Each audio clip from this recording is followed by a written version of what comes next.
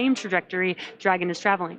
Starting with from to today, Dragon will first slew to the deorbit attitude with the nose pointed in the direction of travel. Dragon will use its forward bulkhead thrusters to perform the deorbit burn, which will last about 16 minutes, as we've been mentioning. And then the deorbit burn is what will line Dragon up for re-entry into Earth's atmosphere. Then after the deorbit burn, Dragon will disconnect from the trunk. The trunk will be jettisoned while Dragon's nose is pointed toward where we're going. This ensures that the trunk will move away from Dragon, trailing behind it. And that, of course, means that the trunk will be moving slower than Dragon and won't recontact with the capsule after separation. After that, the nose cone will cover the forward bulkhead thrusters and the cupola observation window that's been giving us those great views we've been seeing on X, helping to protect the crew during re-entry. Once the nose cone is closed, Dragon will slew or maneuver to that re-entry attitude like we've described a couple of times here. Heat shield first. And during re-entry, we will have an expected loss of communications with Dragon for about 6 minutes as Dragon passes back into the Earth's atmosphere. Nitrox is used to cool the cabin and the spacesuits to keep the crew comfortable during re-entry, which is the same type of breathable gas sometimes used in scuba diving. Now, we are expected to regain communication around 9:12 a.m. Pacific time, although the timing isn't exact. After we regain communication with Dragon, about 3 minutes will pass before the drogue parachutes deploy. These are the two smaller parachutes that are designed to stabilize Dragon and slow it down before the release of the main parachutes. Then less than a minute after the drogue parachutes deploy, we'll release the 4 main parachutes. These are the big orange and white parachutes that I'm sure you've seen on previous splashdown broadcasts that further slow down the spacecraft. Over the course of 3 minutes, the drogues and the mains work together to bring the vehicle velocity from 350 miles per hour down to just about 15 miles per hour. Yeah, very fast slowdown.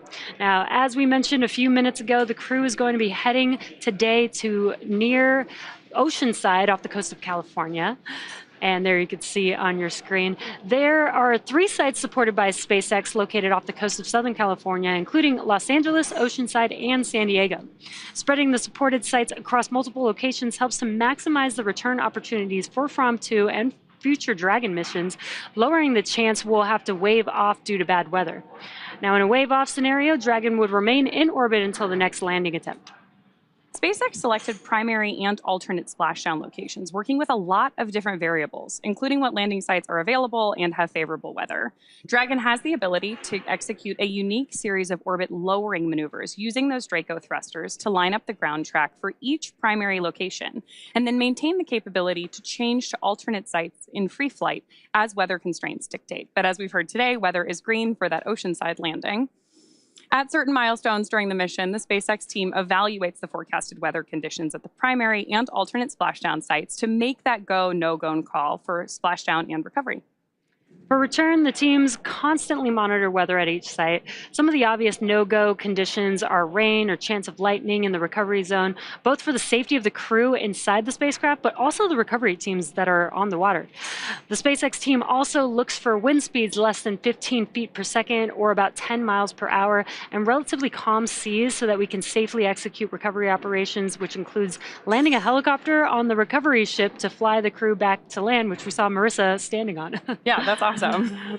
For these operations, SpaceX closely coordinates with the United States Coast Guard to establish a safety zone to ensure both public safety and the safety of those involved in the recovery operations, as well as, of course, the crew on board in the returning spacecraft.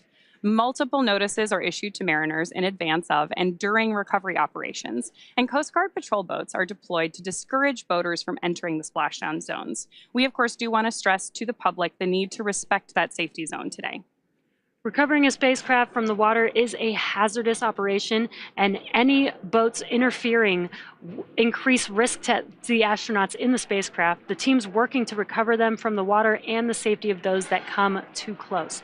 So for the safety of the crew and your safety, we recommend you sit back and watch as we'll be bringing you updates of our astronauts coming home right here. Now, when Dragon does re-enter the atmosphere, a sonic boom or a brief thunder-like noise may be heard as the spacecraft travels faster than the speed of sound. As a fast-moving object travels through the air, it pushes the air aside and creates a wave of pressure. Now, generally, the only impact to those in the surrounding area of a sonic boom is the brief noise. They're always really exciting, though, and sonic booms in spaceflight have typically been only experienced by observers on Earth when encountering vehicles designed to be reused, like SpaceX Falcon family of rockets. And when the first stage booster of a Falcon rocket returns for landing, its size and speed generate multiple sonic booms heard on the ground as a double clap of thunder. Similar sonic booms were heard during the return and landing of NASA's space shuttle. In each case, sonic booms mark the end of just one in a series of missions for the vehicle returning from flight. In today's case, it will announce the conclusion of our From To mission, which we're very excited about, and that's coming up with about a few minutes remaining in Dragon's deorbit burn. Let's talk about some of our first Promenade explorers achieved while in space. We heard some great stuff from Marissa already. Mm-hmm. I think the thing that's the most exciting to me, though, is that this is the first human spaceflight over the Earth's polar regions. With the exception of the Apollo lunar missions, the North and South poles have not been fully visible to astronauts in space. Yeah, it's unbelievable that we've, launched so many crew members out into space, and this is the first time that this has ever happened. So we're still making history with all these different kinds of missions, which is really cool. There's a lot of progress to be made in space, and during the mission, the crew conducted 22 different research projects. Yeah, I think one of my favorites, actually I had a couple favorites. It's hard to choose. Yeah. The first X-ray in space, one of the most common tools which is used in ERs here on Earth, help diagnose health concerns, but they can also measure bone density, non-destructive hardware imaging to see why something is broken. I think that is so cool that they did pay homage to the original, very first X-ray there. You can see the comparison on your screen. And it's amazing to think that the distance between those two images is about 130 years. Oh, wow. That is pretty incredible. And you can see the progress just in that, just in those two images. They also performed the first exercise in Dragon, which I thought was cool. Loved hearing about that, yeah. On the International Space Station, they do exercise all the time. It's really important for the astronauts in space, especially for long duration missions, to make sure that they're keeping their muscles strong, as we don't have the gravity that we have here on Earth out in space. So it's really cool that they were actually able to come up with a device that helped enhance the exercise, I think that's really cool. I think the challenge of exercise in space is going to be one of our key goals here at SpaceX as we keep working to make life interplanetary.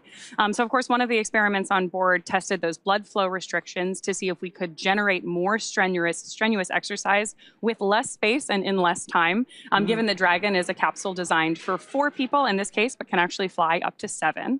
And I also love that we get to see what the crew came up with their own kind of self-experiment, saying what can you do in this space, what makes sense, and what seems worth doing. Yeah, I'm really curious to hear, maybe I wonder if it was the same exercises. Did they do team exercises, or did they have their own individual ones that worked specifically for each person, since everybody's a little bit different? Yeah, I'm looking forward to hearing the findings on this one for sure. Yeah. The next one, though, that I'm also excited to hear about is growing oyster mushrooms in space.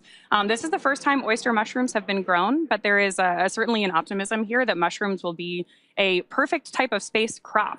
In some cases, they can double in growth every day, helping astronauts to meet their nutritional needs on long-duration space missions like those to Mars.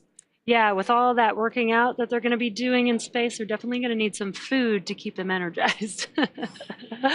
In addition to the medical research, the crew teamed up with amateur radio on the International Space Station to host From to Ham, a polar history-focused competition for the ham radio community. Now, while the crew orbited, they transmitted images of various locations mixed up as puzzle pieces. Participants from around the globe assembled the pieces to identify the location and uncover its significance to polar history. There has been a huge emphasis on polar history for this entire mission, which is certainly not surprising given that video we saw of the crew earlier and all of their connections to Svalbard. But I'm excited to see which student teams fared the best in that ham radio competition for sure. Yeah, I love that they came up with this idea to do this while they were out in space. I think that's so cool. In addition, the crew brought significant artifacts from history with them to space, including a piece of the original Fram ship deck on loan from the Fram Museum in Norway, a historical medal from the collection of the German Museum of Technology in Berlin, and the Stephen Hawking Medal for Science Communication from the Starmus Festival, which recognizes the work of those helping to promote public awareness of science. Now, I think that is pretty unbelievable, knowing how long ago that mission was, and to bring it full circle or full orbit, to bring a piece with them on this mission. I think that is so cool. Amazing. The crew experienced about 15 to 16 orbits every day with an orbital period of about 95 minutes, which means that our crew saw approximately 15 sunrises and sunsets per day on this mission, which is a little different than your usual Arctic experience. Right, and also a little bit different than the equatorial orbits, which are just a little bit faster than that. So I thought that was interesting that it was just a little bit longer for the orbit going in the polar direction. Yeah, absolutely.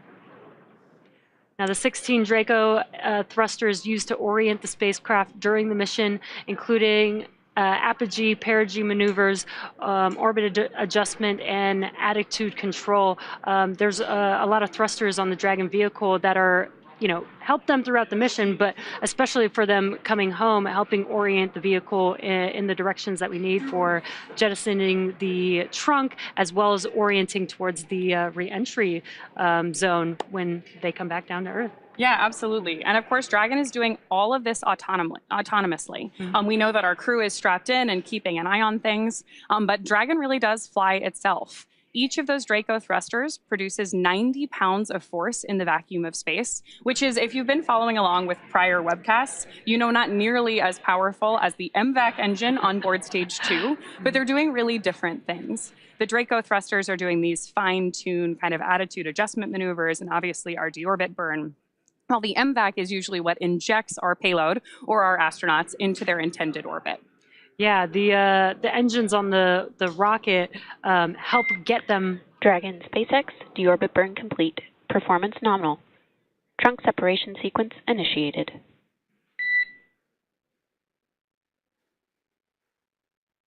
Dragon copy.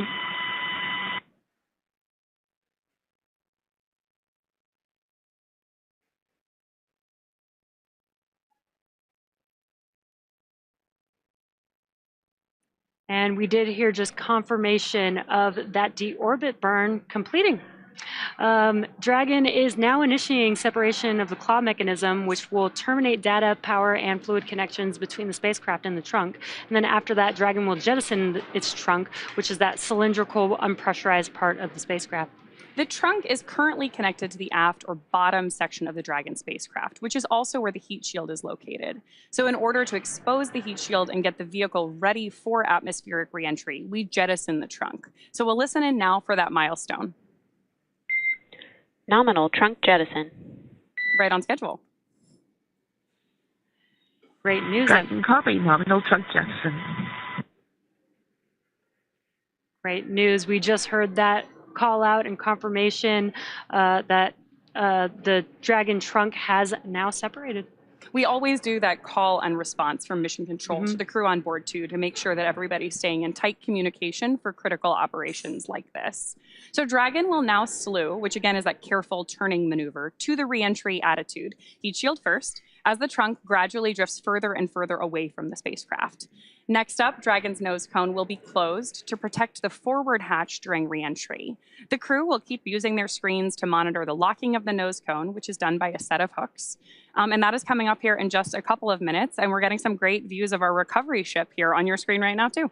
And we've been talking about weather. Weather looks excellent there in the recovery zone. Dragon is also beginning to flush nitrox into the cabin and continuing to top off the crew's suits with cool air. This is what will allow the cabin temperature to remain comfortable while the external temperatures reach 3,500 degrees Fahrenheit, which is pretty hot. The heat shield will now be pointing forward, leading the spacecraft to the landing site. These views are so incredible. Again, that is our recovery ship Shannon with the recovery team. They're patiently waiting for the Prom 2 crew to make their way back home on Earth. You could tell from that interview we did with Marissa earlier how excited they all are to welcome the crew home, hear their experiences firsthand, and obviously do some of those initial experiments right away, even as the as the crew exits the capsule unassisted for the first time. Yeah, exactly. I'm sure everybody that has been working with this crew, it's been a while. The mission did not just start on Monday. There's been a lot leading up to it and preparing for all the research that they've been doing, and they still have a little bit more when they get back home. I think the thing that has been the most exciting to me following along with this mission has been watching the crew's updates over X. They have shared incredible videos, again, through that plug-and placer system. But I'm really excited to see some of the videos that they've taken, some of those like higher resolution images, given that so many of them have experience with Arctic exploration already. I can't wait to see that new vantage point that they have to share with us when they get back. And with cinematography. And there you could see on the Dragon tracker exactly where they are passing over, looks like Antarctica there, making their way towards the Pacific Ocean. Again, they are going to be splashing down for the first time in a Dragon vehicle off the Pacific coast, or off of the West Coast in the Pacific.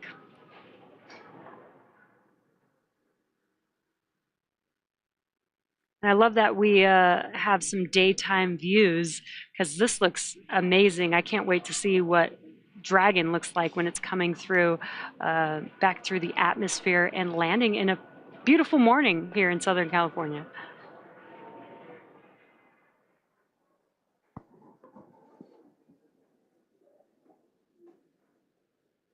Of course, at this point, we are standing by for more callouts from Mission Control and our crew as we approach that drogue chute deploy.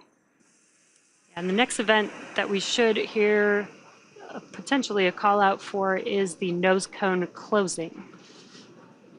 Now at this point, we've completed 2 phase burns, a deorbit burn, jettisoning the trunk, and next up we will have the nose cone closed in preparation for splashdown. We do have confirmation from our team that nose cone close is in progress.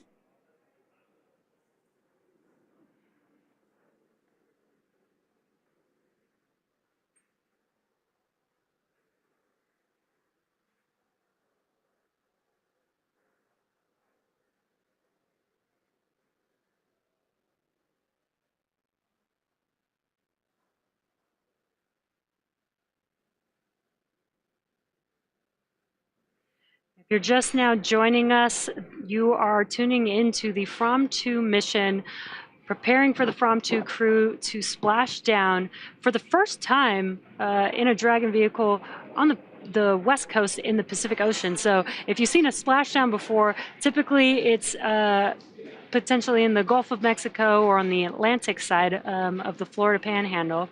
But today we have the From-To crew splashing down in the Pacific Ocean. That's the view that you got there on your screen.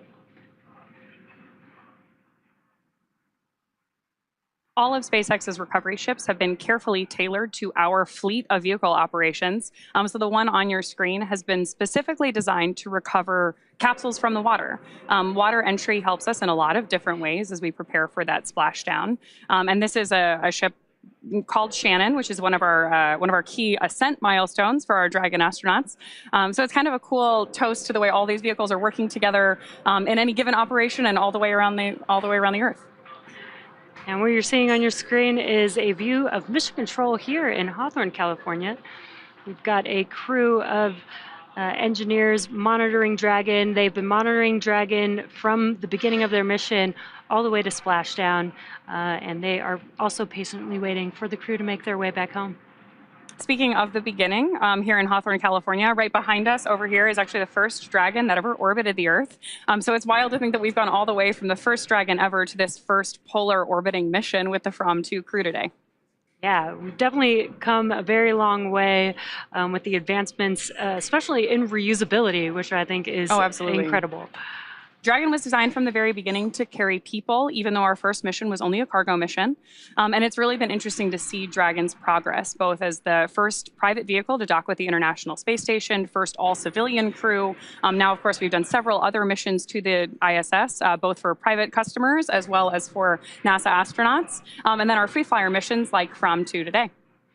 Yeah, and you mentioned designed from the beginning to fly people. The Dragon that you were mentioning behind us actually does have windows on it. Yeah.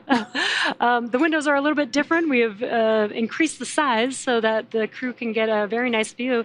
And we did get some really cool video clips of the crew looking out the window and showing us some really awesome views from their vantage point while they were in orbit.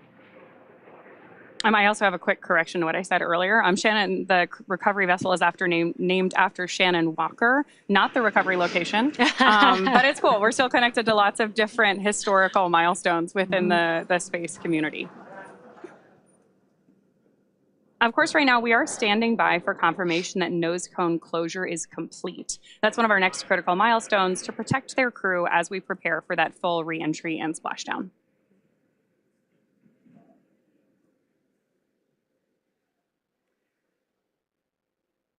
Yeah, I'm really excited to see. You know, we got a few clips here and there. It was really cool that Shun was actually able to keep posting during his entire mission. I was definitely following along, but I'm really excited to see all of the video that they were able to take of the research that they were doing. Right. Hopefully they were able to document all of that. We also got confirmation that the nose cone... Dragon SpaceX, nose cone secured for entry.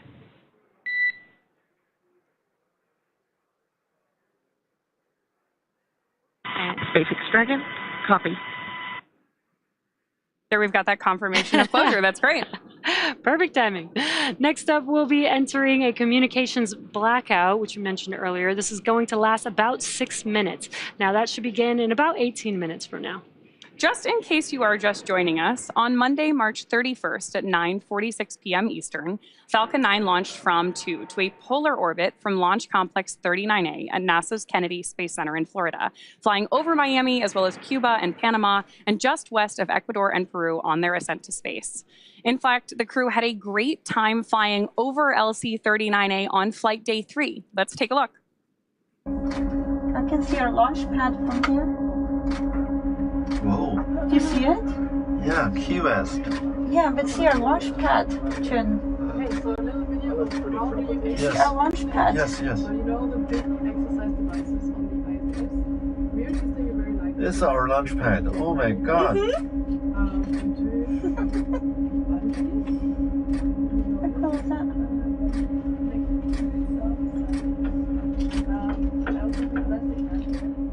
So cool, and it was really cool to hear the reactions in real time in that video. Dragon successfully separated from... Dragon SpaceX for entry sequence. Report when ready to copy.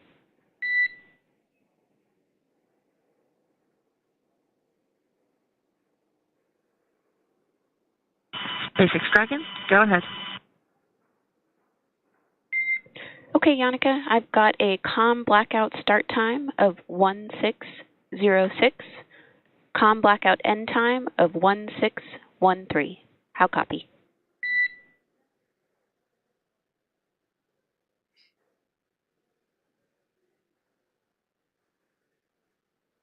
Dragon copy. That is a blackout time of 1606 and end time 1613.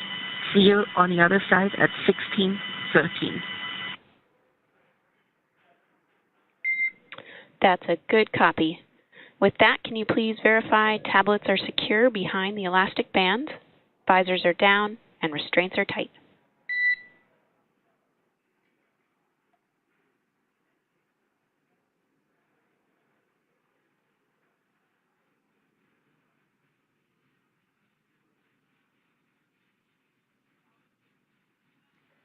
Now, we just heard that call out that we are expecting to have that blackout period that's going to last about 6 minutes at 9:06 p.m. Pacific time.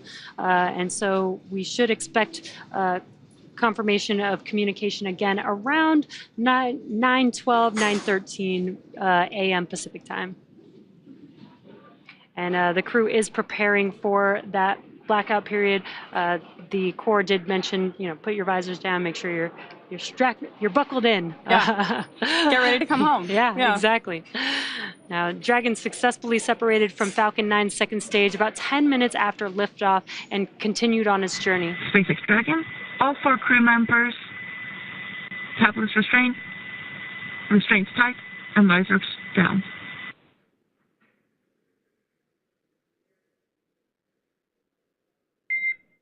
SpaceX copies.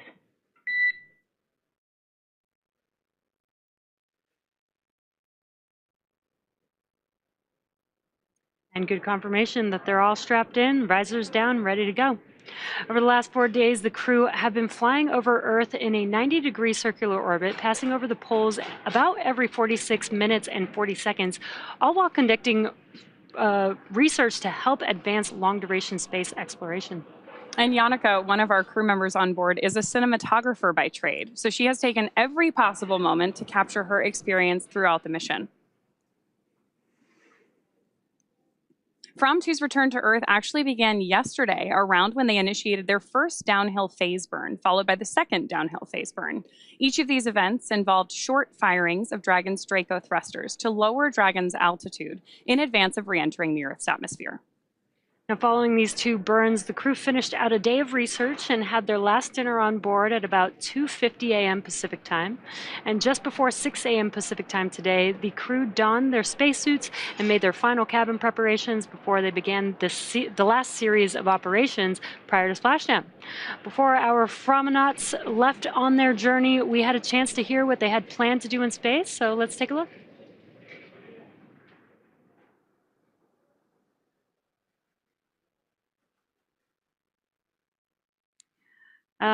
And actually, sounds like we don't have views of that, but we did hear all about the stuff from Marissa of all the research that they were able to do throughout their mission. Yeah, a lot of historic firsts on this one. We heard about the first X-ray taken in space, first oyster mushrooms grown in space, crew-driven experimentation with exercise on board Dragon for the first time. Yeah. And of course, again, this is the first polar orbiting mission and our first return to a California landing site. So lots of progress being made on each of these missions. Every day we're learning something new, which is pretty cool. Yeah, you mentioned a lot of firsts. After Dragon has re-entered the Earth's atmosphere, a series of parachutes will deploy, and that'll slow down the spacecraft's final descent. Now, first will be the 2 drogue chutes, followed by the 4 main chutes to guide Dragon to its first contact with Earth since launching on March 31st. Dragon will automatically deploy these parachutes when different pressure and positioning sensors on the spacecraft detect that they're at the right speed and altitude. Now, as a reminder, we won't have the same ground station coverage on the West Coast that we have on the East Coast, so don't expect to have all of the same views of Dragon during re-entry and landing that we're used to, but we will still have some, including great drone footage from the recovery vessel. And we will also have telemetry and other data and should be able to bring you updates throughout. Now, during re-entry, Earth's atmosphere does most of the work slowing the vehicle down from an orbital velocity of approximately 17,500 miles per hour. As Dragon comes through the atmosphere at hypersonic speeds, the high temperatures and interactions with the atmosphere generate a plasma field around the vehicle that Dragon's heat shield protects the spacecraft from. By the time of drogue parachute deployment, Dragon will be traveling at just 300 miles per hour and at an altitude of about 18,000 feet. That is incredible how quickly, because it's within a few minutes that happens, that we can slow down the vehicle. Now, vehicle velocity at main chute deploy will be approximately 119 miles per hour at about 6,500 feet above the splashdown site. And vehicle velocity at splashdown will be approximately 16 miles per hour. Pretty slow and steady. Yeah, wild to go from 17,500 to 16. Yeah. Of course, the crew experiences a lot of different things on return, but the highest G load that they will experience during reentry is approximately 3 to 5 Gs, which is basically the same you feel on a really good roller coaster. During their 4 days in space, where the Gs were 0, the crew got to enjoy some amazing views from Dragon's cupola, which is the largest window ever flown in space. So here's a look at the engineering that went into creating that for our crew. When we started thinking about the cupola, it's more than just another window in space. It's an extension of the Dragon spacecraft. So when we got into concepting, it has to have the same feel and aura of the actual Dragon spacecraft. And you are go to open the forward hatch for cupola use, and please enjoy the best view off the plane. When the forward hatch first opens, you can look up and you see immediately that there's a large window up there with the 4 Draco shields protecting the bubbles from the Draco pulses. If you look at the videos from Inspiration 4, you can see their jaws all drop just looking out the forward hatch, not even being in the cupola. The most notable thing to me is that it looks so simple on the outside, but the deeper you go, the more you uncover more complexities within it.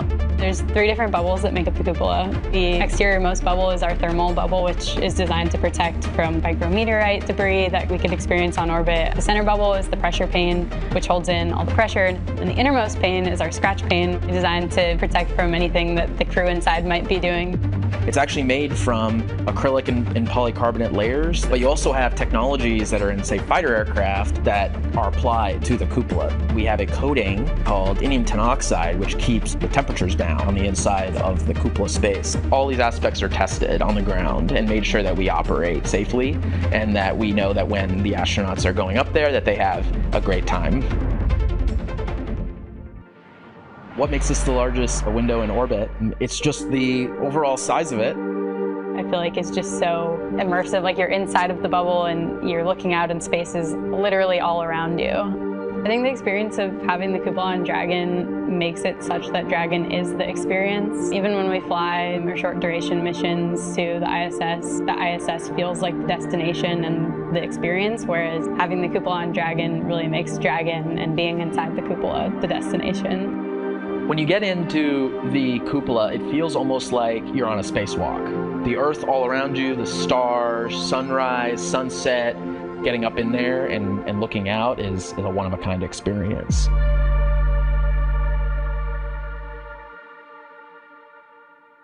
Dragon's primary heat shield is comprised of Pica 3.0, which stands for Phenolic Impregnated Carbon Ablator.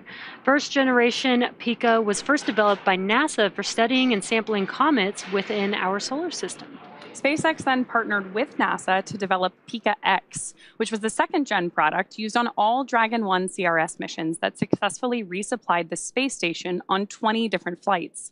Pica 3.0 was developed specifically for use on Dragon 2 crew and cargo, with enhanced structural and thermal properties that optimized the heat shield and drove down both cost and mass. The remainder of the Dragon spacecraft is composed primarily of a SpaceX proprietary ablative material. It's another class of thermal protection, which is lighter weight versus Pica and protects the underlying composite structure during reentry to ensure structural capabilities are maintained. While Dragon will experience temperatures well over 3,000 degrees Fahrenheit during peak reentry conditions, the characteristics of the thermal protection systems, coupled with the environmental cooling and life support system in the pressurized interior, should ensure that the crew will stay cool and comfortable during all phases of reentry through splashdown. And I think that's very important because 3,500 degrees Fahrenheit is pretty hot. We actually heard Sarah in the launch program talk about, Sarah and Anna talk about the almost like different colors that you see with the plasma building around it. So hopefully the From 2 crew will get to see something cool like that. Now we also have our space suits that are custom designed for each of the crew members. We do 3D print the space suit helmet, and there you can see the suit.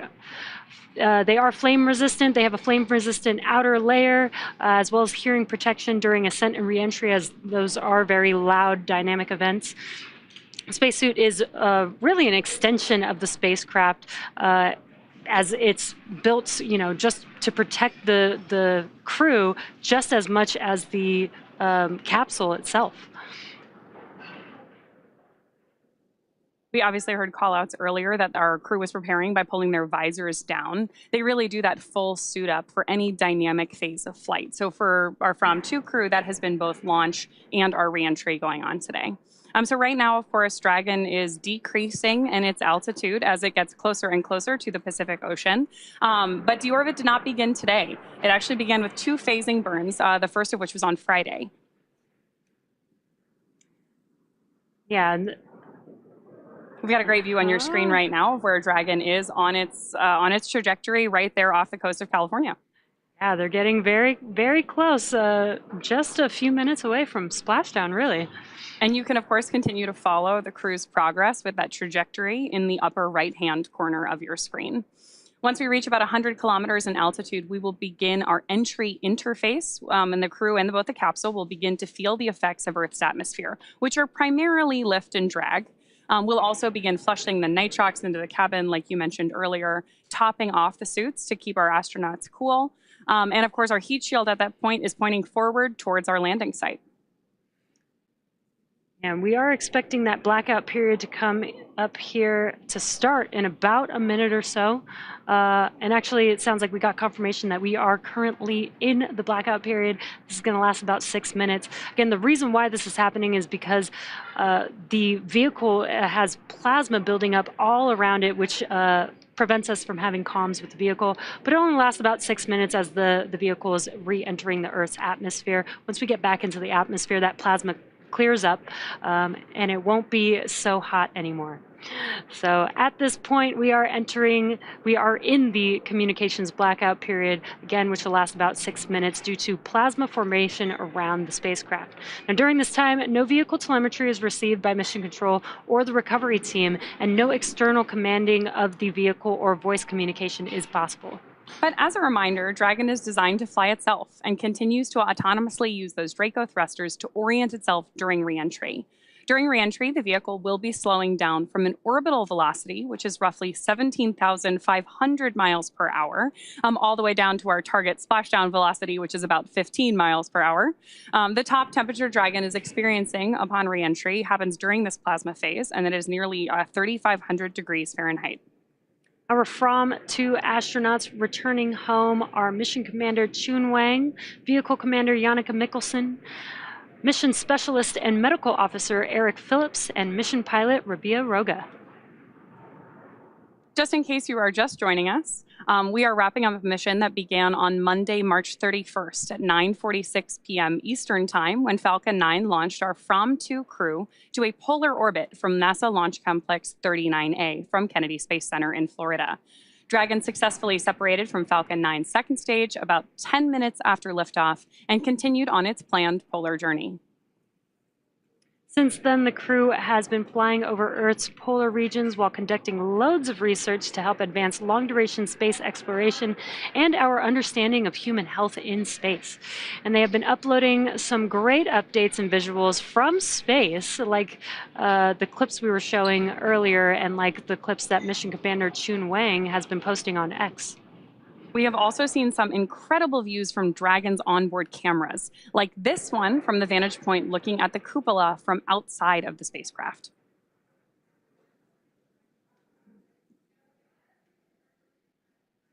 That is so incredible that they have that cupola and the space hair. I love it. You can tell they've really been enjoying their time together up in microgravity, getting these great images here that they took of their launch site from up in space. Yeah, that cupola view really allows all 4 of them to be able to see, out the window at all times.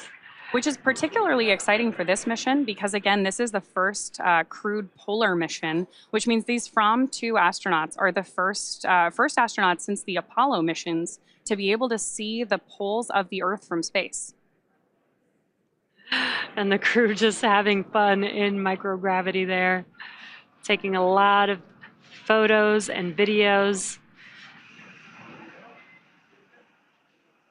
This is a view from the cupola. You could see the nose cone in that view. And some nighttime views. Even at night, you get to see the Earth with all the lights that we have on Earth. These are just incredible views, and obviously everything the crew has been sharing while they've been up in space, they've done through Starlink. And it has just been so cool to hear those first-hand accounts, see what's jumping out at them, what's been exciting to them. And I'm sure we'll see a lot more as the research findings continue once they get back home. Yeah, what I think is so cool is that they've been able to post live while they're in space, thanks to Starlink being on board Dragon. Yeah, talk to their families, video chat. We saw some great shots earlier of someone actually video chatting with somebody back on Earth. I just think that's an amazing, amazing leap forward for crewed spaceflight. Yeah, we talk about it all the time. We are trying to, explore space, but also how do we make space and all the exploration a little bit more closer to home on Earth? And we've got the Starlink communications to enable that. We had X-ray being brought on board, which helps with health and any emergency situations, but also research. It's really incredible how close we're starting to make the space environment closer to what it is like on home. Besides, we don't have gravity up there. Yeah, it's been cool to see the SpaceX research program kind of take Earth to space, right? Like, how do we plan for food and exercise and all these things that will help us continue to explore space and ultimately make life multiplanetary? Yeah, we only have really a limited time while the crew is out in space, so it's really great to see the amount of progress that you're able to make. And From 2 has only been on this mission for just a few days, and they've been able to do 22 research experiments. That's a lot of research and data that they can advance. And of course, we're getting views on your screen right now, our first views of the capsule on its way back to Earth. We've got a lot more trajectory information on the screen right now, so you can continue to follow along as Dragon makes its way back toward its splashdown site, which, again, just in case you're joining us a little bit later in the program, today we are splashing down off the coast of California instead of off the East Coast, which is what you've probably typically seen if you've joined us for crew recoveries in the past. Today we're targeting a touchdown just off the coast of Oceanside here in California. Yeah, and we are expected to splash down at 9:18 a.m. Pacific time, and we are still currently in the blackout comms period, but we are expecting to come out of that any minute now. And this is the recovery zone where the vehicle will be splashing down with the recovery ship Shannon patiently waiting, as well as a couple fast boats there. A part of the recovery team, they'll first meet Dragon once it splashes down, make sure that the vehicle is safe, and then begin the recovery operations. One of the next major milestones we're standing by for on board Dragon is the deploy of our drogue chutes. We have 2 sets of parachutes on board Dragon during reentry. The first are the drogues. We deploy those when the capsule, which we're getting great initial views on your screen. You said it earlier, but the fact that we've got these daytime views is great. So like I said, we're standing by for that drogue chute deploy. That will happen when Dragon is moving at about 350 miles per hour. Those chutes are designed specifically to be deployed. Dragon, SpaceX, comm check.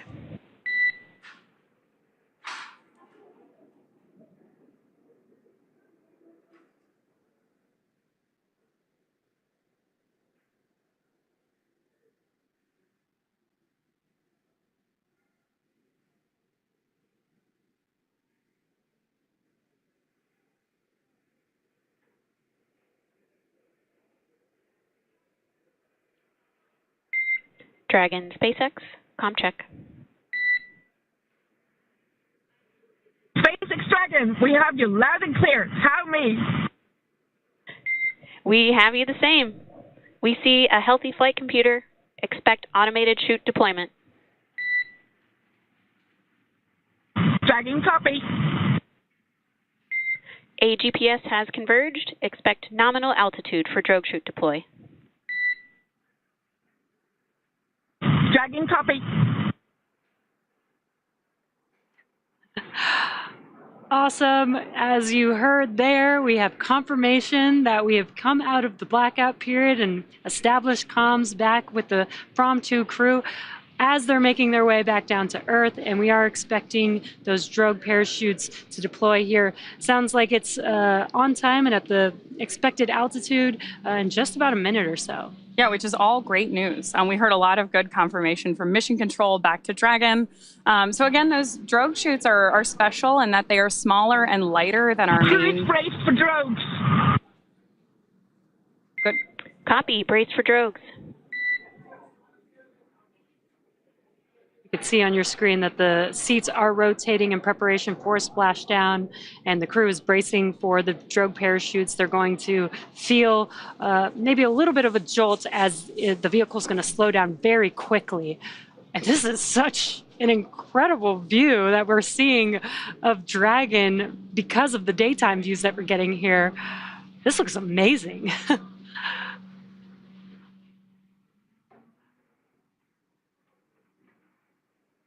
So just ahead of the call out for drogue chute deployment, Dragon will autonomously safe the propulsion system on board and then deploy those drogue parachutes, which we just see on your screen right now. I can't get over these views today.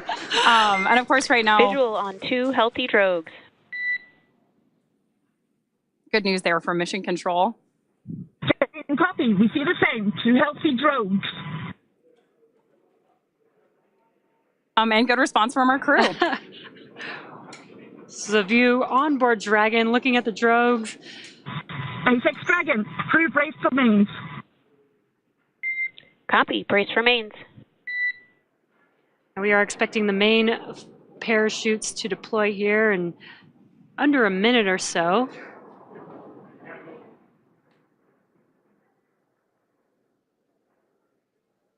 So wow. Yeah, those are amazing. Right now, those drogue chutes are doing that initial slowdown, and it looks like we're getting views here of main parachute deploy. We see visual on 4 healthy mains. SpaceX Dragon, we see the same. 4 healthy mains. And you can see that the main parachutes have deployed. They are expanding. Once they're fully expanded, they are going to slow the vehicle down all the way to about 16 miles per hour, right in time for splashing down into the Pacific Ocean today. Right now, Dragon has saved all propulsion systems on board. 1,000. Copy. 1,000 meters.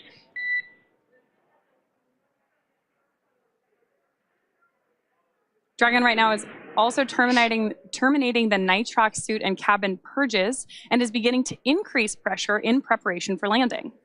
And additionally, the mission control team here in Hawthorne is reporting the precise landing coordinates to the recovery team so that they know exactly where 800.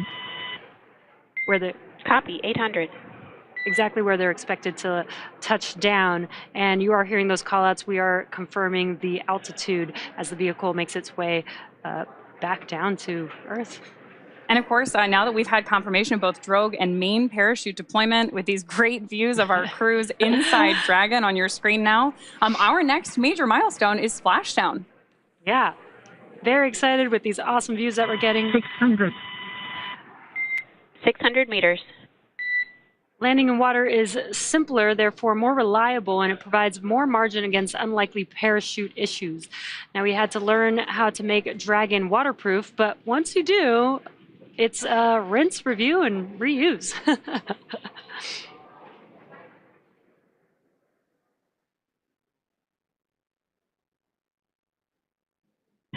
400.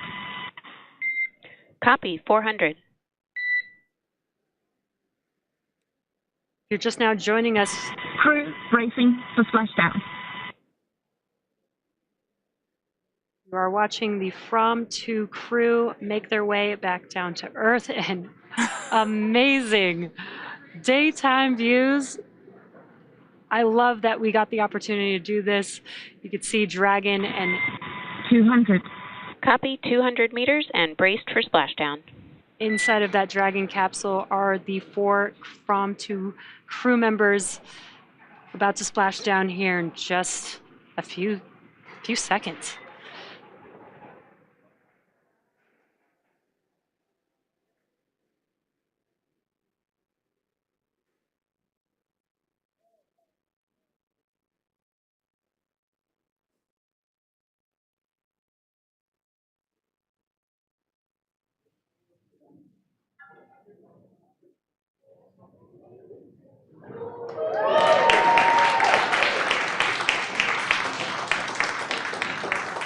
Welcome home from 2. We have confirmation of splashdown of the Dragon spacecraft. Dragon has returned home with the From 2 crew. The SpaceX recovery ship and team have been waiting for Dragon splashdown, and they will now start making their way to the splashdown location. Our teams have been ready and waiting for this return about 3 nautical miles away. So it's going to take them about 30 minutes to make their way to Dragon. That was incredible. Dragon, Stable 1. Copy, Stable 1. We see main chutes cut. On behalf of SpaceX, welcome home.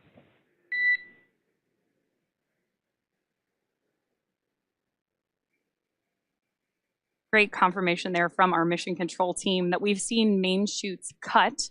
We do that to make sure that those main parachutes, once the capsule is safely back in the water, don't pick up any wind or drag the capsule. As we have our 3 recovery vessels, the main Shannon recovery vessel and those 2 fast boats on their way out to greet our crew. System safety verifications are in progress. We'll report back when recovery personnel are en route. Copy.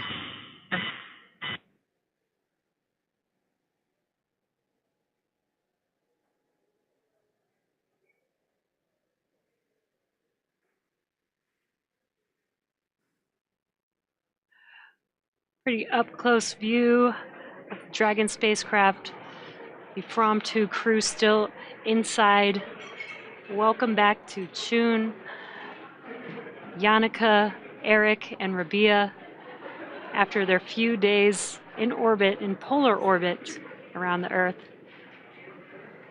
Very excited to have them back home. They're actually not done with their research experiments. They do have one more coming up, which will be exiting the Dragon capsule unassisted. Now, we have done this before, just not in Dragon, so this will be a great experiment to have for ending their 4-day mission in space. This crew really has contributed to a tremendous number of experiments. They did 22 while on orbit, contributing to a lot of firsts, as well as continuing some longitudinal studies that have been in work for quite some time.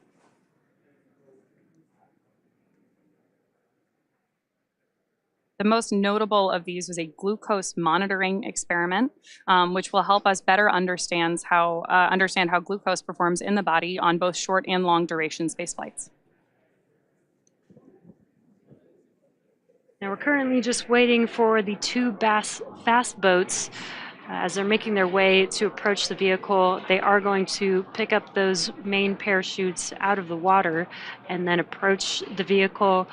Ensure that the vehicle is safe. There's no hazardous gases around the Dragon capsule, and then they'll begin starting their rigging operations to be able to pull the Dragon capsule up out of the water onto the recovery vessel.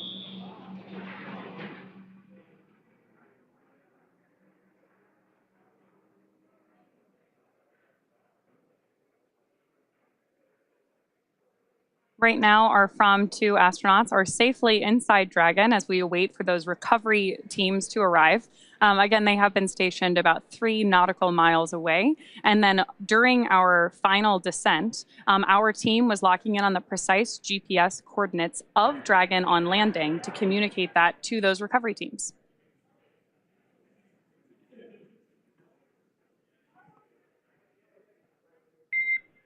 SpaceX is go for recovery personnel to approach.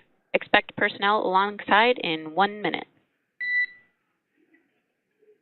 And you can see that the fast boats... copy, expecting personnel alongside in 1 minute. There you can see that the fast boats are now approaching. Hence the word fast. That was pretty quick.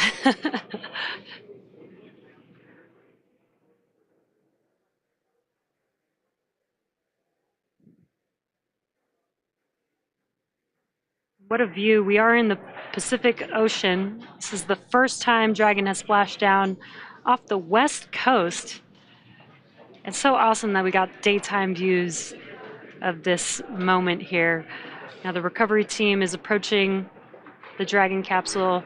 As I mentioned earlier, they are going to try and make sure that the vehicle is safe before they begin additional recovery operations.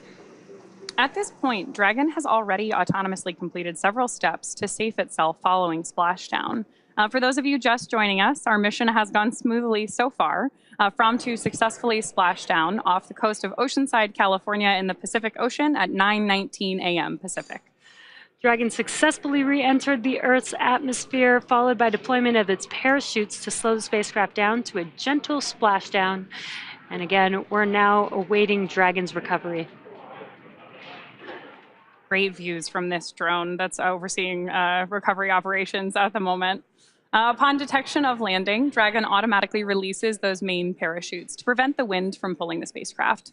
Dragon then automatically safes and any pyrotechnics still present on board the vehicle and may automatically perform additional minor system reconfigurations.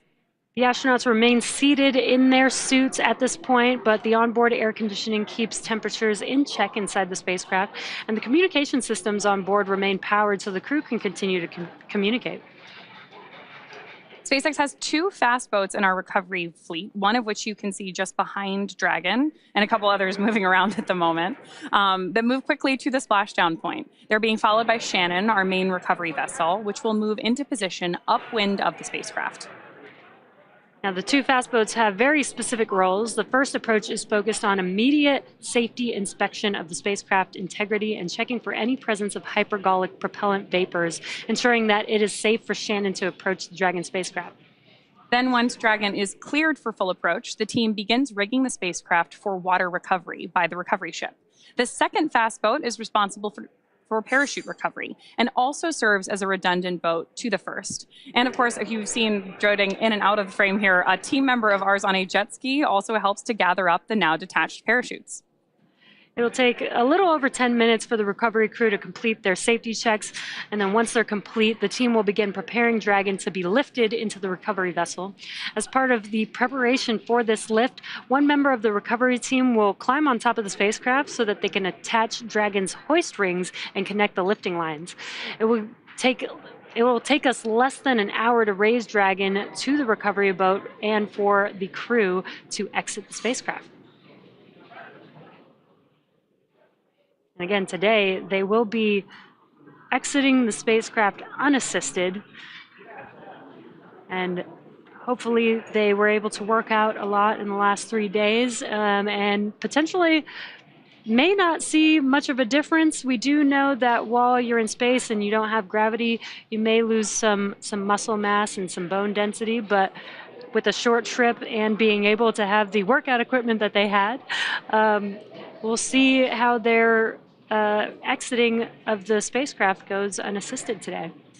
We heard earlier in our webcast today, too, that that's not just them exiting the capsule. They're still wearing their spacesuits, obviously, and altogether the equipment that they're carrying weighs about 35 pounds, which may not sound like a lot, but after you've been up in 0 gravity for quite some time, right. In our case, it's been about 3.5 days for our crew.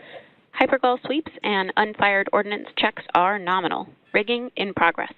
Approximately 25 minutes until capsule lift. Stand by for PMC with the SpaceX flight surgeon. Dragon copy on all and standing by for PMC with flight surgeon. Good call-outs there that our first set of safety sweeps by that first fast boat are complete on board Dragon. Our recovery teams are now preparing to lower the vessel's hydraulic lift mechanism on board Shannon into the water to bring the spacecraft back up onto the ship. We have an on-deck translation system known as the nest, and that's where we'll put Dragon. Dragon will then remain in the nest during crew extraction and for the journey back into port. Dragon is currently done being inspected. We did get the go that the vehicle is safe. And you could see there on your screen the recovery team member on board Dragon attaching some lifting rings and hoists in preparation for that lift.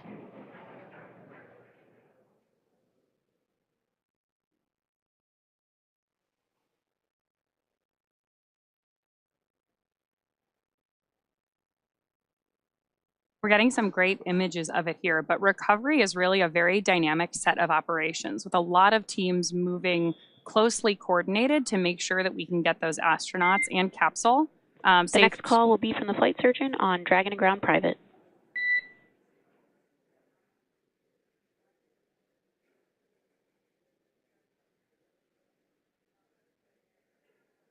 A little more communication there from our core to our crew on board about what to expect. And obviously our teams are continuing to work here to make sure everyone is as safe as possible. And you heard that call out that they're going to be talking on a private net. That's because they're performing medical checks with the crew to see how they're doing, how they're feeling, make sure that they're feeling okay after, again, that was a lot of dynamic events that were happening that they experienced coming back through the Earth's atmosphere.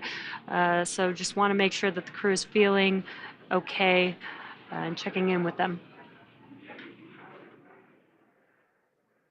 Right now we have images on your screen of that first fast boat beginning to connect some of the lift rigging to the top of the Dragon capsule.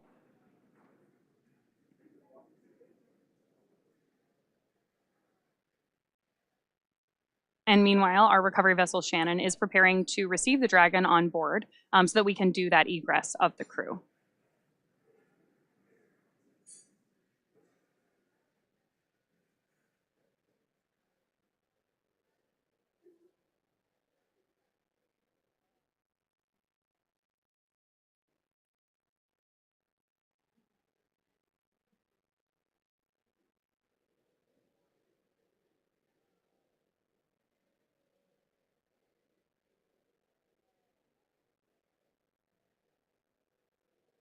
Once again, if you're just now joining us, you are tuned in to the Splashdown program as From 2 has made their way back down to Earth.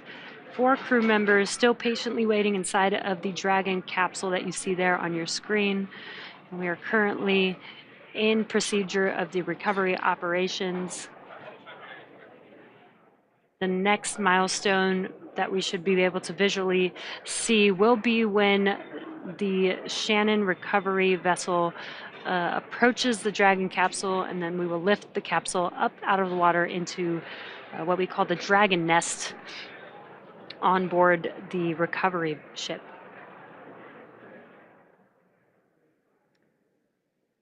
And as a reminder, we typically have previously splashed down in the Gulf and off the coast of Florida. But today, we splashed down off the west coast in the Pacific Ocean for the very first time in Dragon.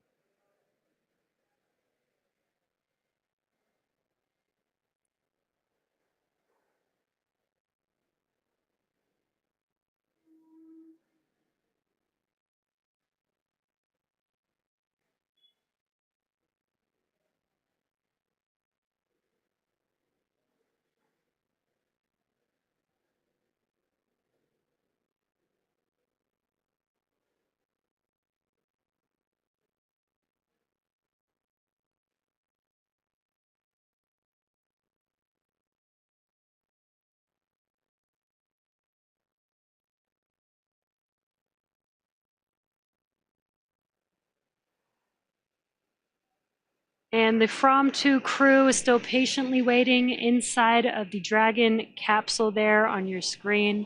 We have Mission Commander Chun Wang, Vehicle Commander Yannicka Mick Nicholson, excuse me, our Mission Specialist Eric Phillips, and Mission Pilot Rabia Roga, completing their 4-day mission in polar orbit. Our crew actually all met together in Svalbard, which is something that our commander, Chun Wang, shared on X while they were up in space. All of them have deep ties. Dragon SpaceX, comm check.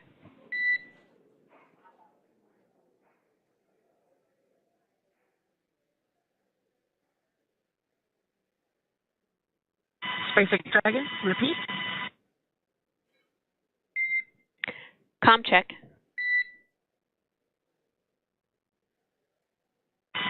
Six Dragon, we have you loud and clear. Tell me. I have you loud and clear as well, and Dragon Aground is no longer private.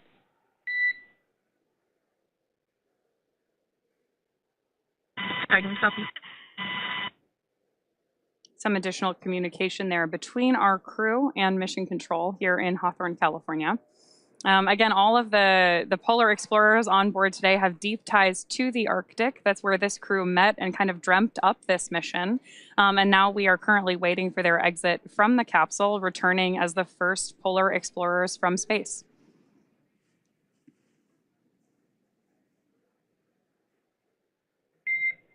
Dragon, be advised, we are transitioning our forward link. Comm will be unavailable for approximately 5 minutes.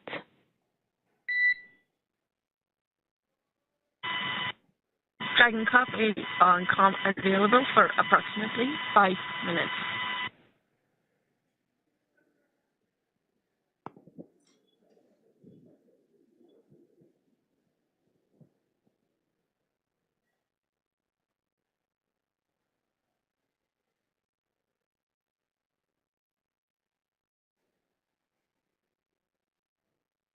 And there you can see our recovery vessel Shannon and a view from on board the recovery ship.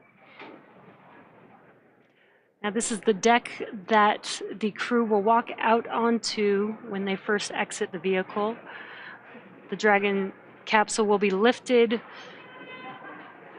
at the end of the vehicle, or the recovery vessel there, into the Dragon nest, and then it'll translate forward. And there you can see the Dragon nest a little bit better there. It'll translate forward to that deck where the recovery team can open the hatch and allow the crew to exit the capsule.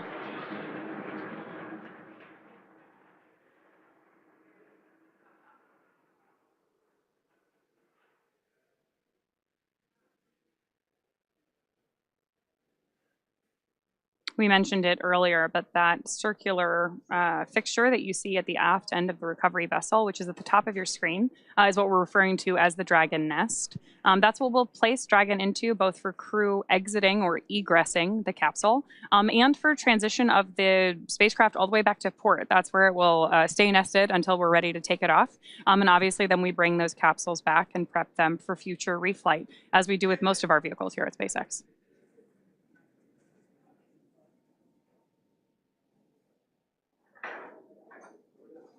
Yeah, this capsule actually flew 3 times prior to the From 2 crew. It supported the Crew 1 mission a few years ago, which is wild to think in the past few years that we've had so many crew missions, and now today concluding a fully commercial civilian mission. Our second, actually. Our first was onboard Inspiration 4. We've had several different free-flying missions since then. Obviously, Polaris Dawn last year, From to today. But lots of different use cases for Dragon. We see it transport NASA astronauts. Dragon SpaceX, comm check. SpaceX Dragon, we have you loud and clear. Tell me. Copy. I have you loud and clear as well. We have completed our forward link transition. Dragon, copy. Good confirmation there that we're continuing that communications between mission control and From 2 on board.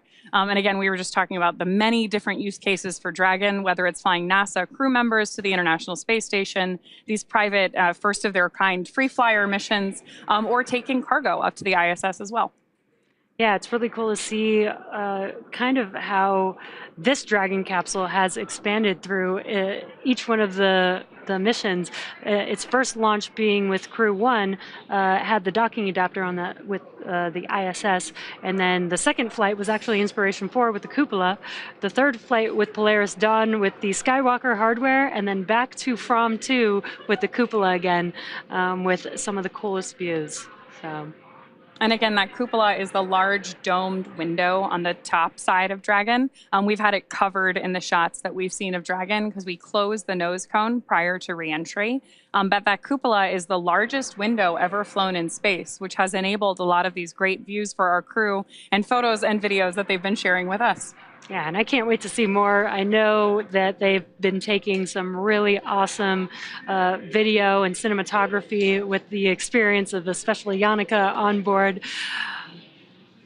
And a great view there. Dragon getting very close to being lifted onto our recovery vessel Shannon in the Pacific Ocean today.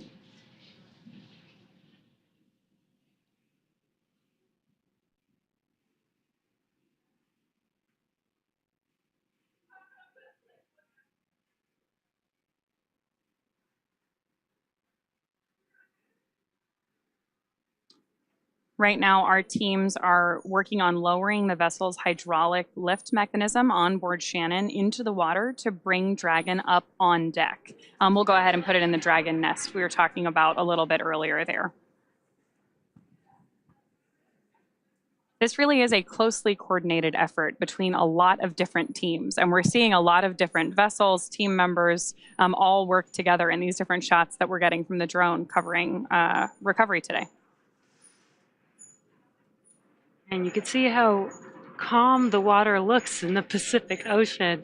That is one of the weather factors that we do monitor for a crew splashdown. And it looks very calm. Weather looks great, blue skies.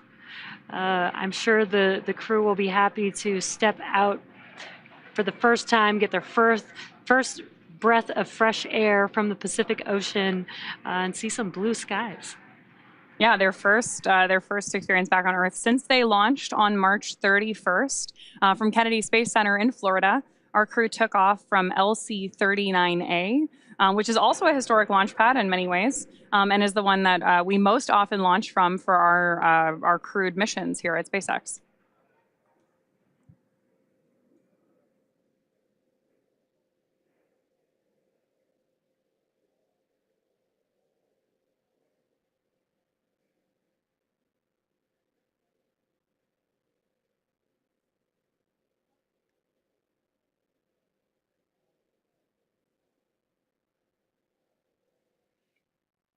And we've mentioned this before, but as you can see on the recovery vessel, there is a helicopter pad there.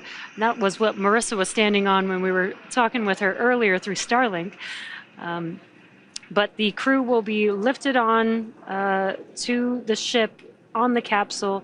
They'll exit in a great view there of the nest that the capsule will be lifted and set onto. And once they complete some medical checks, they will actually get on a helicopter that will land on that helicopter pad on top of the ship and take them back to land a little bit faster than being on the ship. Dragon SpaceX, rigging complete, approximately 5 minutes until capsule lift. Dragon copy, 5 minutes until capsule lift. Request to bring cameras back on board.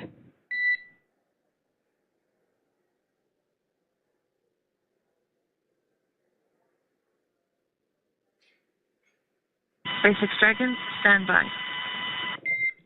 Copy, standing by.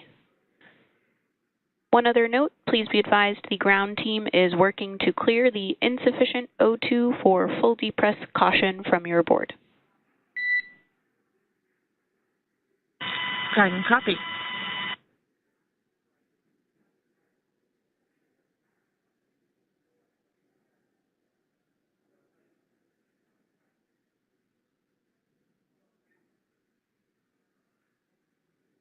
You may have heard those comms there, but getting very close to Dragon being lifted out of the water with that hydraulic lift system there.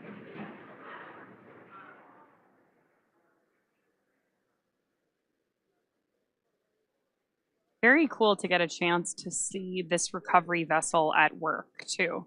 There are a lot of different ground and water-based support systems that go into every launch and recovery. Brace for capsule lift.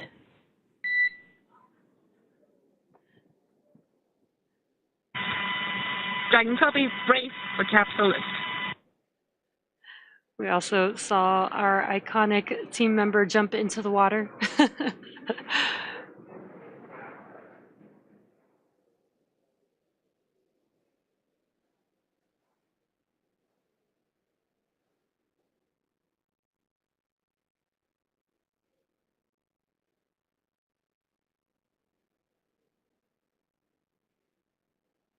The From 2 crew inside of the Dragon capsule being lifted out of the water will be gently placed on that Dragon nest that you see there.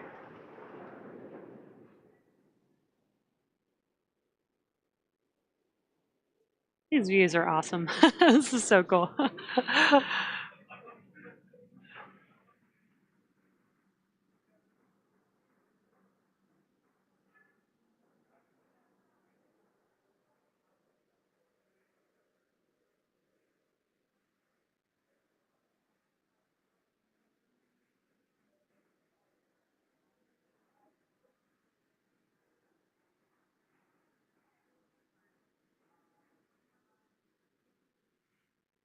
In case you are SpaceX Dragon, still requesting to stand by on cameras internal.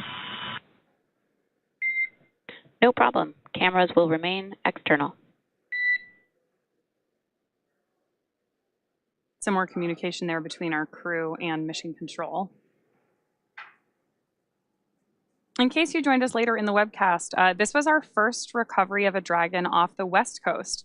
So it'll be interesting to hear what our recovery teams have to say about the differences between operating on the West and East Coast. Typically, the West Coast water is a little bit colder, so we'll see what the fast boat crew members especially have to say about the difference. Hopefully, with the warmer, sunny weather, it was a little bit warmer in the water for them.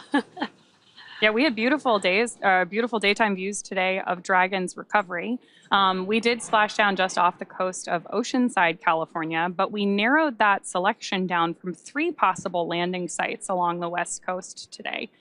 And all of that was decided in part by weather, but a lot of other different variables. Dragon, go for cameras internal.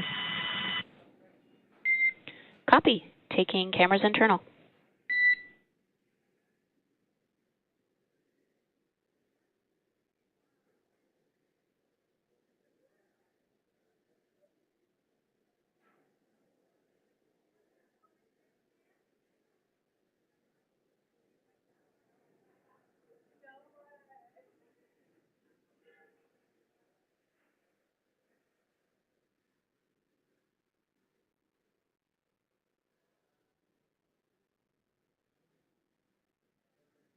The From 2 crew is still inside of the Dragon capsule, still patiently waiting in their seats.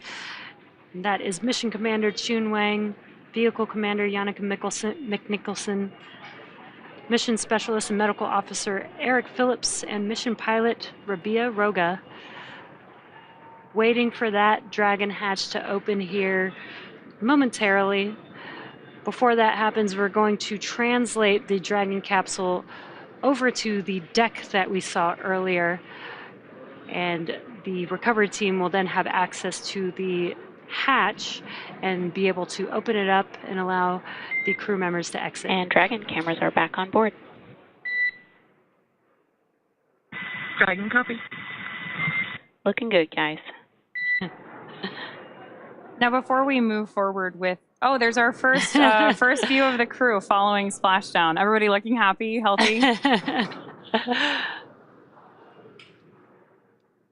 The first person to meet with the crew is actually going to be a SpaceX medical officer to continue checking on the health of the astronauts. See some fist bumps there. Everybody's happy to be home. Welcome aboard the recovery vessel. Recovery personnel are completing their final checks. Stand by for translation to the egress platform.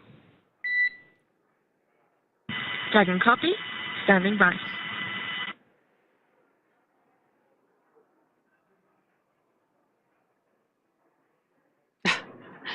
That's so awesome to see them so connected with each other and excited, holding hands as they, are completing the final steps of their mission, which is not quite over yet. Exiting the capsule is a part of their research. So they've got one more step to go before this mission is complete.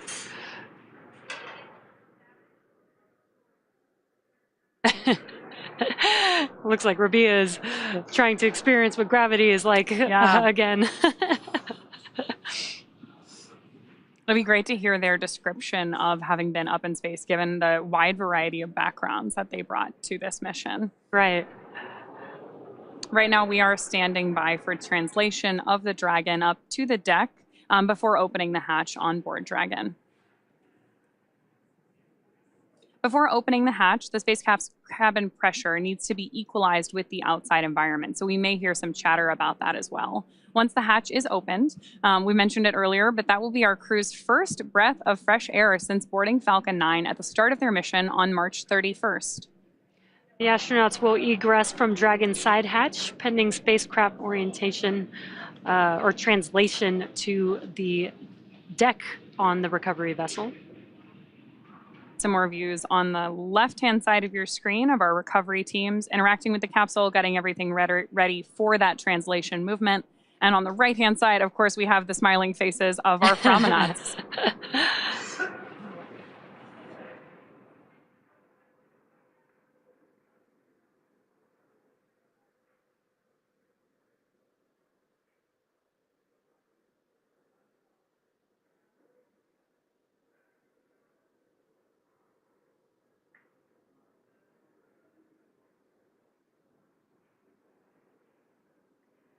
And if you're looking at the right hand of your screen, from left to right, we have Mission Specialist and Medical Officer Eric Phillips. And then in the seat, maybe a little bit tired from the mission. In the seat next to him is the pilot, Rabia Roga. And then Vehicle Commander, Yannicka McNicholson. And Mission Commander, Chun Wang. All patiently waiting for the Dragon capsule to translate to the deck, that Dragon hatch to open and take their first breath of fresh air back on Earth in a few days.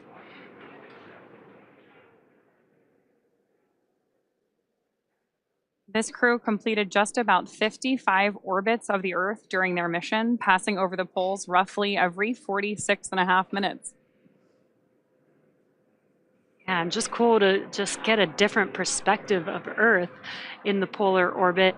No crew has ever orbited that orbit before, which is so awesome that this From 2 crew has made history.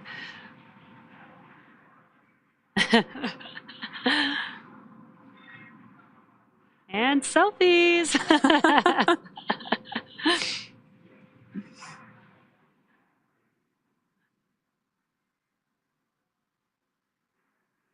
And it's cool that Chun is using his phone even with his gloves on. These are gloves that are made to work with displays, and it looks like it still works with your phone. I'm excited to see that picture. Yeah, I know.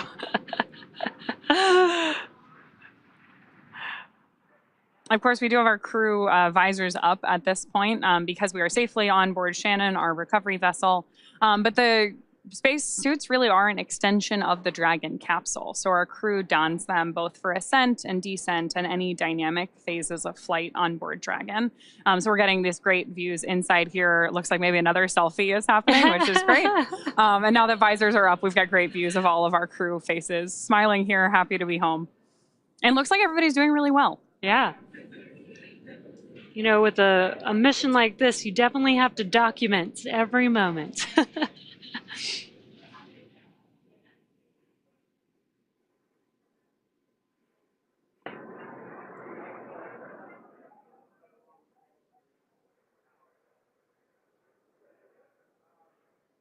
Oh, and there we're seeing great visual of Dragon beginning that translation on the nest up to the deck.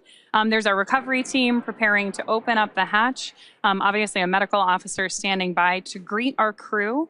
They are going to exit Dragon unassisted today, which again is one of their final experiments as a crew here. This is unique because the crew has been operating in microgravity.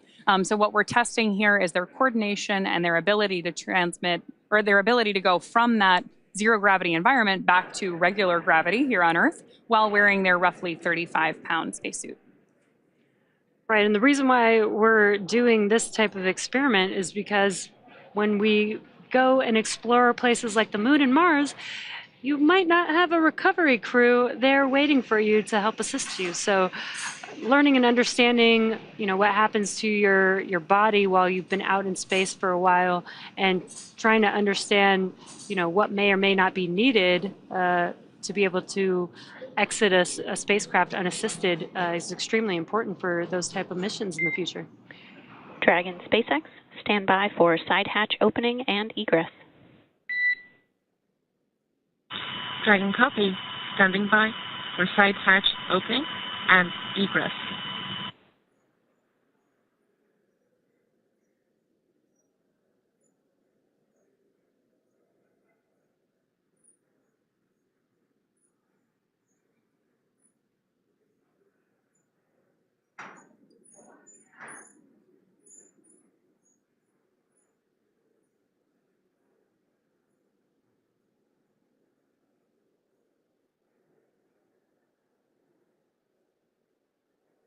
Right now, we're just standing by for that hatch opening so that our crew can exit, which you're hearing us use the word egress. So egress the capsule and get underway with medical checks and following up with additional research, of course, seeing their families.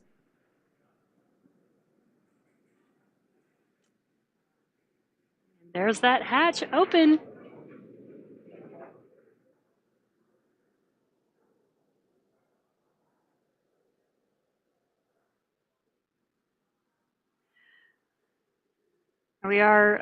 What you can see there is we are putting a protective frame around the hatch for when they exit. This is important to make sure that we don't damage the suits or the vehicle as they exit the capsule.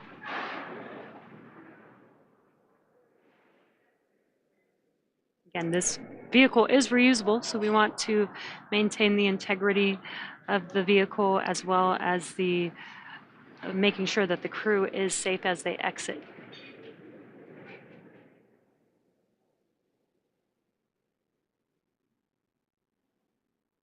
And that specifically covers the seal of the hatch.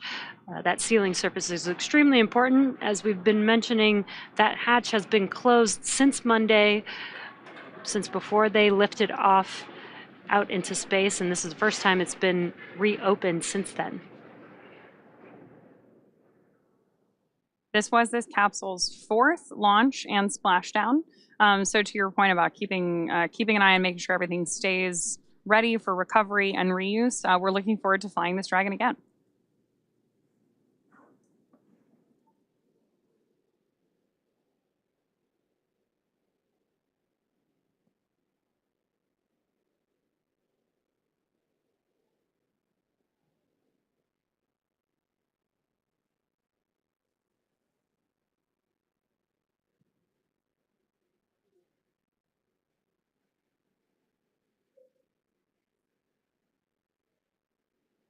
Few more steps here while we're standing by for the egress of our From-2 crew out of their Dragon spacecraft.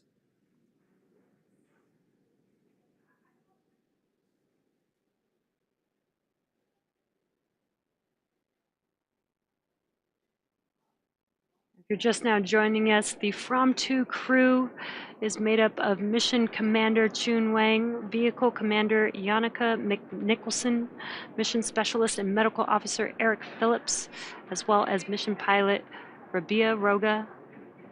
Currently still inside of their seats, inside of the Dragon capsule,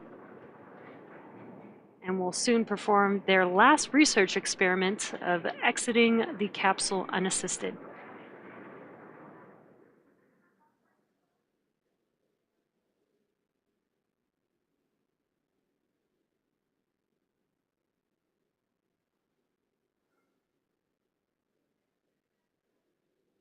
Jesse, as you mentioned, this last exit here is one of our research experiments. So we actually did just see senior scientific research engineer Marissa Rosenberg enter the capsule to talk to the crew to brief this final experiment. She's been working very closely with the crew throughout their preparation for launch on all 26 of these experiments. The SpaceX research program really is geared toward experimentation that supports long-duration spaceflight.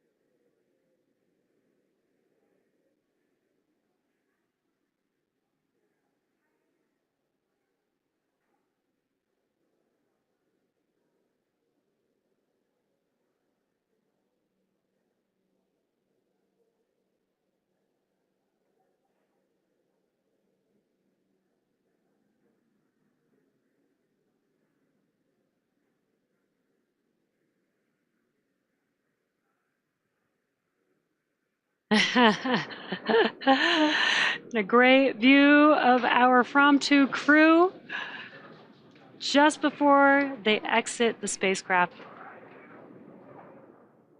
They look very excited. They do look really happy. I think it would be hard not to be coming back from like the first polar mission, people you've known a long time, worked with before. This is a really exciting mission. Yeah, and they've done a lot of great work, a lot of research experiments, and just got to see some of the most incredible views that most people don't get to see out of the Dragon cupola during their time in space. Our commander, Chun Wang, actually said on X in one of his posts from Starlink while they were on board that this trajectory was designed for that reason. They wanted to be able to see the areas that they loved and called home, which people don't usually get to see from the orbits that we usually fly. So that's what really motivated this polar exploration mission.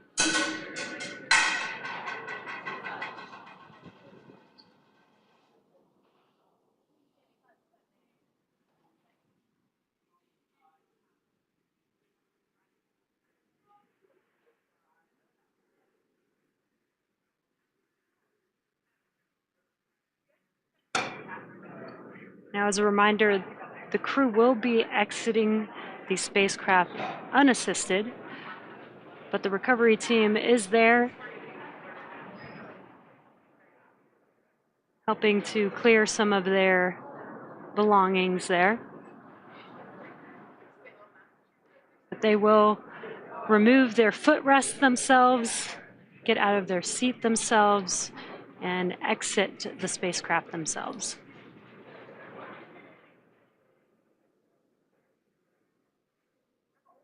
On your screen closest to us is Mission Specialist and Medical Officer Eric Phillips. Next to him in the pilot seat is Mission Pilot Rubio Roga. Looks like Rubio is the first one who's going to exit Dragon here.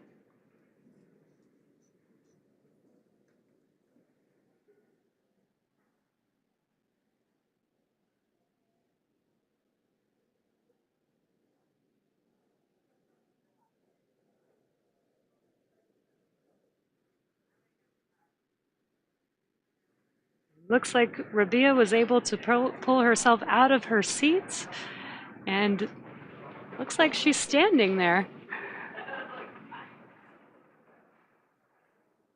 And removing her footrest of her specific seat.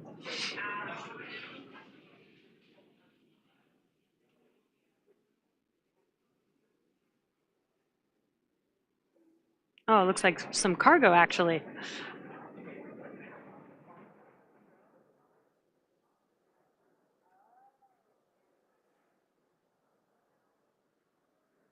Rubio Roga was our mission pilot for the From 2 crew. It was the first to get up out of her seat and exit the spacecraft.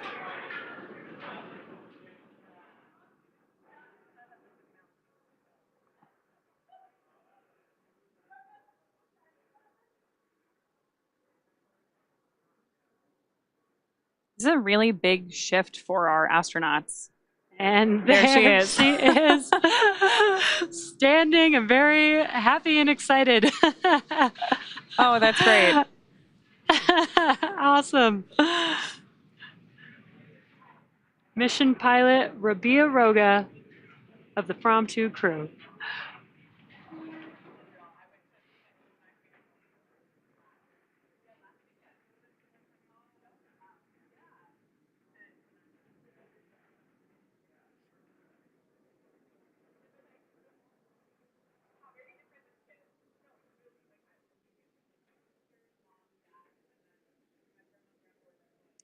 Looks like Eric Phillips is up next.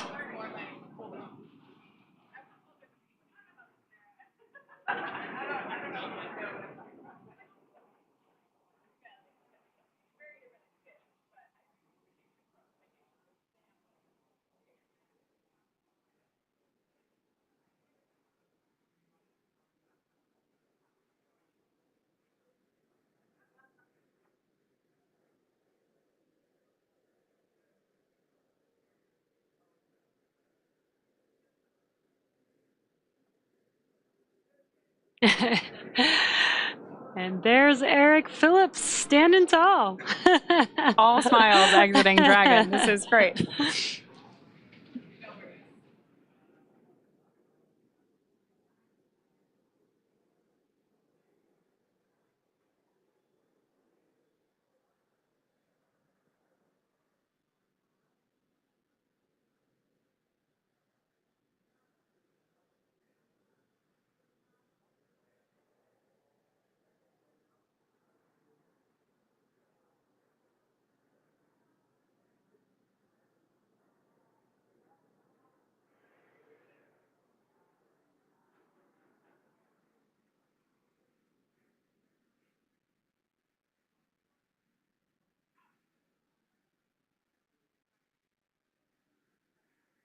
And looks like Vehicle Commander Janneke Mikkelsen is now out of her seat.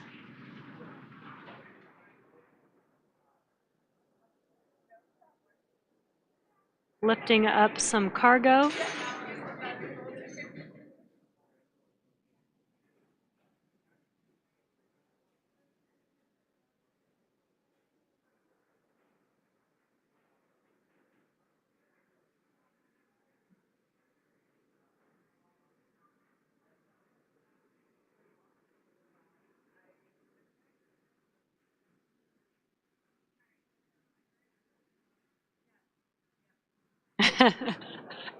And there she goes.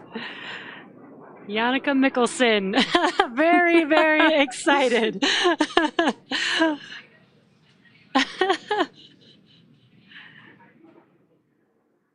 And last but especially not least, Mission Commander Chun Wang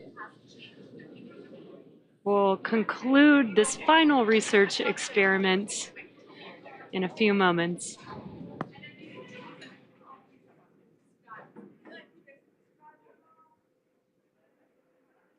Just in case you're just joining us, the experiment that we're doing right now is watching our crew exit Dragon unassisted.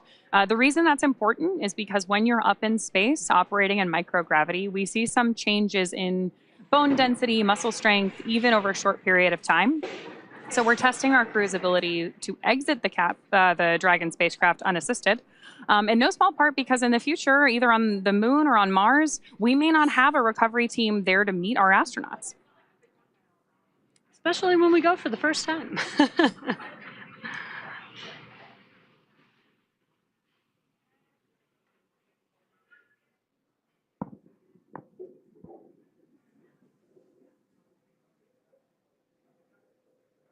Again, this is our mission commander, Chun Wang, exiting Dragon.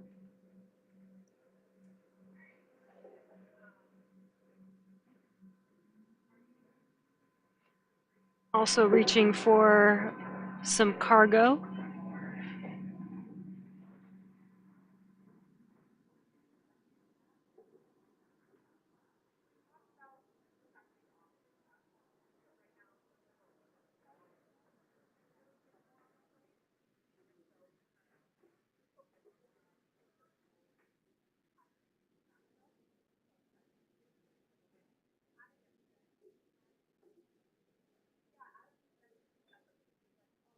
And Mission Commander Chun Wang has now exited the spacecraft. What an awesome team, awesome mission, and a diverse group of experience. Excellent mission. This was an awesome, very unique and different experience, and I can't wait to hear more from the crew and what their experience was like on orbit. Now with our From-2 crew now safely back home on Earth and getting checked by our medical team, the crew will next be catching a helicopter flight back to shore, and soon they'll rejoin their families. Over the past 4-day mission, From-2 became the first human spaceflight to orbit Earth's polar regions. The crew conducted 22 research experiments while in orbit, including research studies and experiments designed to advance both human health here on Earth and during long-duration spaceflight. And over the course of the mission, the crew achieved several firsts, including the first X-rays to be taken in space, opening the door to a vast array of clinical research and engineering applications. From-2 was also the first time exercise has taken place on Dragon, and the crew performed the first ever study to grow mushrooms in space, with the goal of helping astronauts meet their nutritional needs on long-duration space missions like those to Mars. And today was the first time a Dragon crew was recovered on the West Coast. So many incredible firsts. Thank you so much for joining us this week for the From-2 mission. And as always, make sure to check x.com/SpaceX for updates. I'm Jessie Anderson. And I'm Ronnie Foreman. Thanks so much for joining us. Have a great weekend.